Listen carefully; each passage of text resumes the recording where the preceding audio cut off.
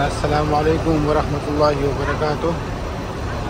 अभी हम मक्का से हज के लिए रवाना हो रहे मीना।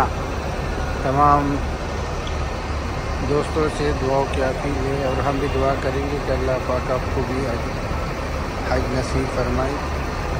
और अभी हम कड़े शायर हिजरत पे अभी थोड़ी देर में हम यहाँ से रवाना होंगे। ये सारे बसें आई हुई है।